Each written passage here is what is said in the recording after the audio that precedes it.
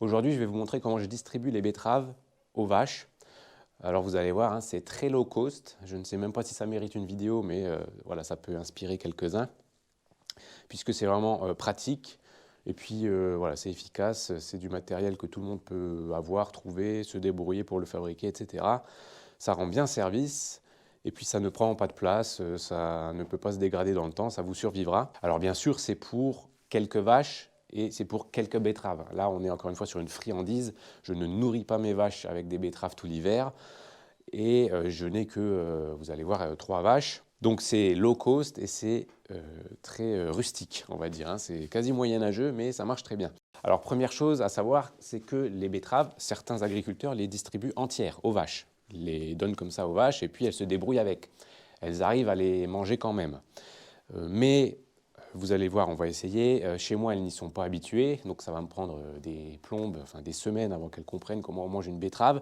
Et puis ce sera la fin de l'hiver, quoi. Encore une fois, c'est une friandise, hein, elles ont autre chose à manger. Donc si ça leur prend trop de temps à manger ce truc-là, elles vont abandonner en fait. Je les connais. Mais c'est quelque chose qu'on peut faire. Si on habitue un animal, il peut manger une betterave. Par exemple, j'avais rencontré quelqu'un qui avait des chevaux de trait. Et en gros, il prenait voilà, des grosses betteraves comme ça, fourragères, et puis il les balançait par-dessus la clôture dans le parc. Et puis les chevaux de trait mangeaient ça, en fait. Et en plus, comme ça leur prend un petit peu de temps à manger ça, eh bien, justement, ça ralentit un petit peu leur transit. Et dans le monde professionnel, chez les agriculteurs, on peut également faire pâturer la betterave. J'ai des voisins ici qui sèment des betteraves dans des parcelles, souvent juste à côté des bâtiments. Et pendant l'hiver, ça leur permet de donner accès aux vaches à une petite parcelle, en fait, chaque jour un petit peu plus. Et les vaches vont directement manger les betteraves dans le champ, sans même que l'agriculteur n'ait le besoin de les récolter.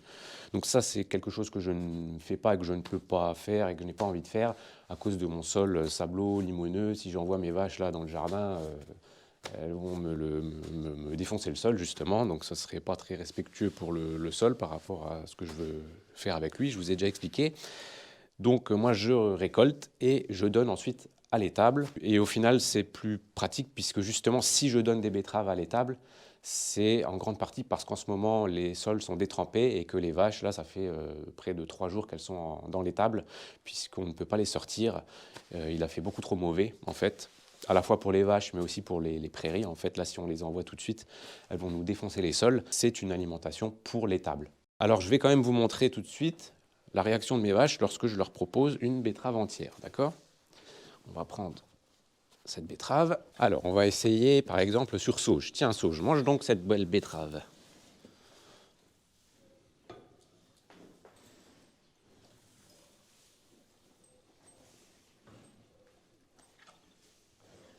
Vous voyez, elle est bien emmerdée.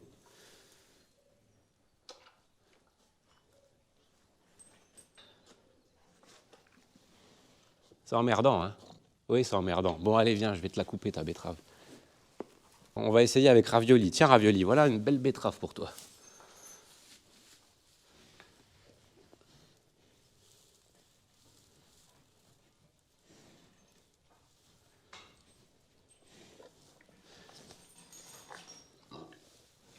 Ah, ravioli essaye quand même de croquer, mais c'est pas pratique, hein. Alors il y a un autre problème, c'est, vous voyez, ce n'est pas vraiment une auge devant elle, c'est en fait plutôt un couloir d'alimentation. Et les vaches, comme ça, à force de se batailler avec une betterave pour essayer de la manger, ce qu'il pourrait se passer, c'est que la betterave, en fait, simplement, elle roule à un moment donné, puis voilà, elle se retrouve contre le mur, et donc elle n'est plus accessible à la vache. Donc là, vous avez compris toutes les raisons pour lesquelles je découpe mes betteraves pour les donner à mes vaches. Donc on va voir ça tout de suite. Alors nous revoilà ici, donc je prends des betteraves, alors rapidement j'enlève un petit peu quand même la terre. Hein, pareil, ça c'est une raison pour laquelle je ne ferai jamais pâturer des vaches, parce que c'est pas vraiment génial, je pense que les vaches mangent beaucoup de terre. Elles ont besoin d'argile, d'accord, mais ma terre, encore une fois, elle est plutôt limono-sableuse, donc là, à part avoir des grains de sable sur les dents, elles ne vont rien gagner en fait, hein, si je laisse les betteraves toutes sales. Et d'ailleurs, toutes ces betteraves-là, elles sont globalement propres, puisque suite à la vidéo là, du 31 décembre, j'ai béné dans un premier temps toutes les betteraves dehors, et il a beaucoup plu. Et donc en fait, elles ont été en grande partie lavées par la pluie. Et puis là, je les ai rentrées hier soir. Donc, vous allez voir, c'est très simple. J'ai mis une certaine quantité de betteraves dans cette boîte en bois. Ici, j'ai un bac en plastique, donc ça, c'était un bac de frigo. Voilà. Et, alors je vais me mettre ici. Simplement, on va hacher les betteraves. Donc je vous avais dit, c'est moyenâgeux, mais c'est efficace. Donc bien sûr, la bêche, elle est affûtée, et en ce moment, elle ne sert qu'à ça. Je ne vais pas bêcher dans le jardin, puisque sinon j'émousserai un petit peu la lame. Si je veux vraiment quelque chose d'efficace, il faut que ça ne voie que des betteraves, quoi. Donc voilà, hein, vous avez compris, en gros c'est un couteau et une planche à découper. Version XXL pour les vaches. Et ici j'ai une petite fente dans ma boîte en bois qui va me permettre, alors attendez, je finis un petit peu. Donc par rapport à la taille des morceaux, là je fais à peu près une demi grosse pomme, quoi. Voilà. L'idée, c'est que ça ne finisse pas non plus coincé au fond de leur trachée.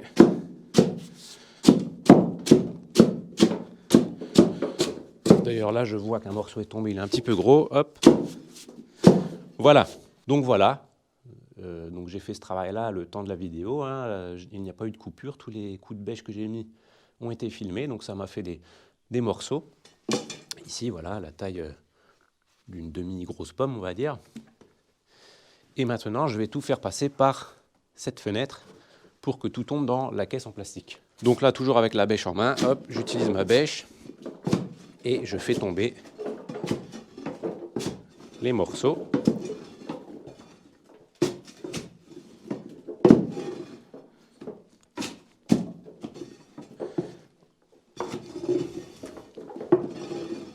Voilà.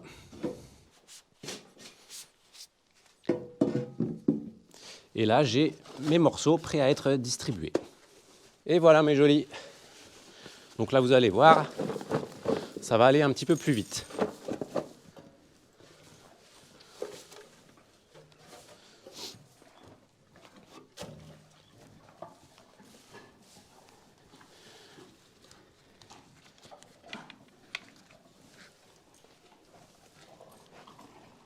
On entend bien croquer sous les dents.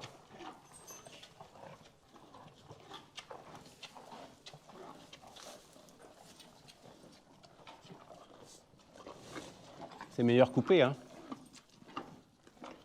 Donc là, je vais vous montrer en vitesse réelle, sans coupure, sans rien. Donc, on attrape des betteraves.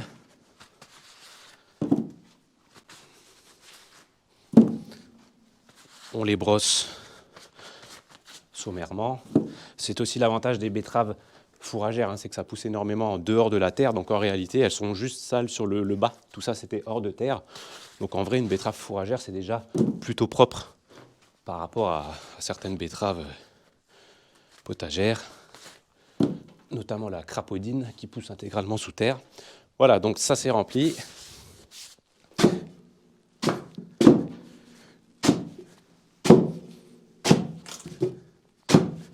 Un premier coup dans le sens longitudinal par rapport à la betterave et après on fait des tranches.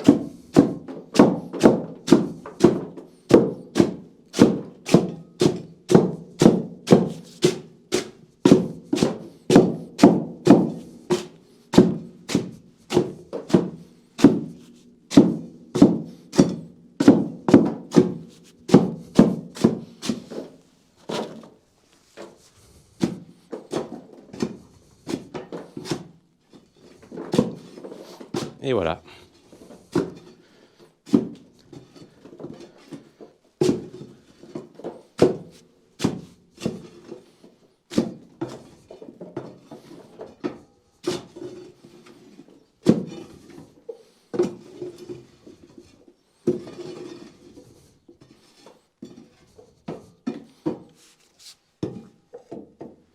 Efficace et pas cher. C'est parti. Tiens. Tiens. J'en mets aussi un petit peu à la génisse. Allez, tiens, hop.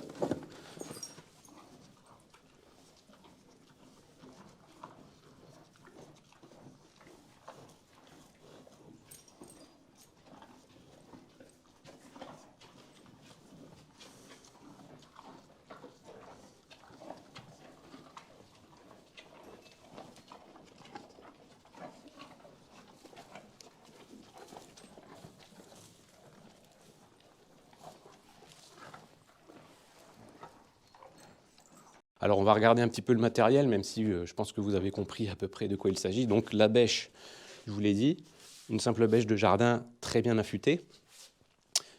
Ensuite, donc un bac en plastique de récupération. Bon, il pourrait être d'ailleurs un petit peu plus grand, j'essaierai d'en trouver un autre. Ça m'évitera d'en mettre par terre là. Mon bac en plastique devrait être au moins aussi grand que la boîte en bois. Et alors la boîte en bois, qu'est-ce que c'est?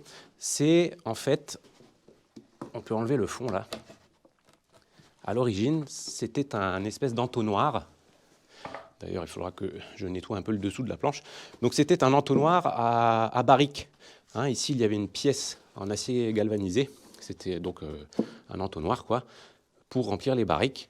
Donc il était ici lorsqu'on est arrivé. Mais bon, vous voyez, il était tout pourri. Il est un peu vermoulu de partout. Donc c'était pas vraiment un truc que j'avais envie d'utiliser pour faire du cidre ou quoi que ce soit de ce genre.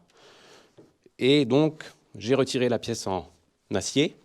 J'ai mis une planche qui va servir de planche à découper, de martyr finalement, plutôt que de taper directement dans le fond de la boîte, surtout que la boîte elle a l'air d'être en pin. Donc forcément j'aurais défoncé le fond de la boîte si j'avais travaillé directement dessus. Donc pour faire durer l'engin, en fait, j'ai rajouté une planche épaisse là qui fait 2-3 cm, qui sert de martyr en fait, c'est elle qui va prendre tous les coups de bêche. Donc c'est la planche à découper, voilà.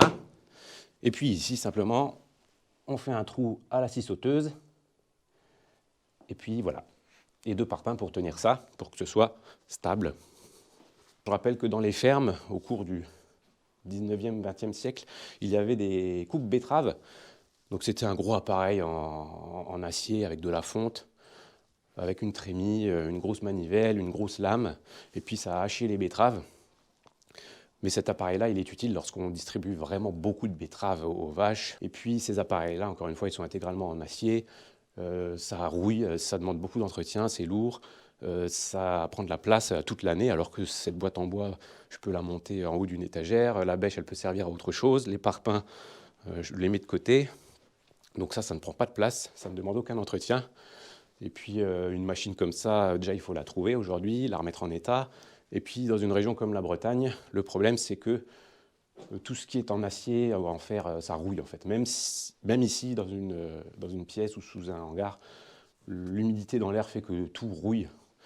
Donc moi, personnellement, je ne passerai jamais par un coup de betterave, ça ne m'intéresse pas, mais c'est quelque chose qui est possible si on veut distribuer plus de betteraves. Voilà. Parce que parfois, on a l'impression que on va trouver un coup de betterave, ça a l'air super pratique pour donner 3 betteraves à des vaches, mais en fait non, pour distribuer 3 betteraves à des vaches, voilà, je vous ai présenté le système le plus efficace si on veut découper les betteraves. On peut encore aller plus low cost, encore une fois, et puis on balance les betteraves directement aux vaches et on les laisse se démerder. Mais pour ça, il faudrait que j'ai vraiment une auge avec un muret qui retient la betterave. Voilà, donc vous savez tout pour les betteraves.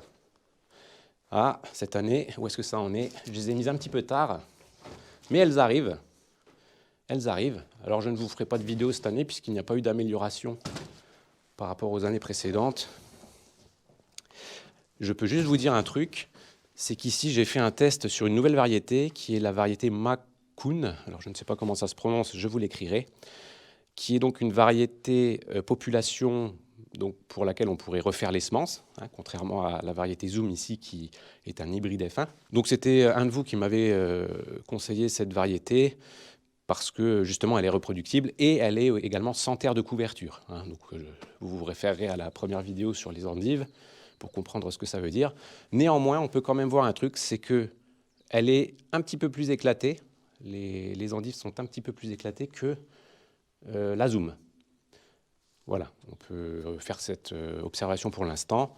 On peut quand même observer aussi que la Macoun est un tout petit peu plus développée, donc tout a été mis le même jour, enfin tout pareil.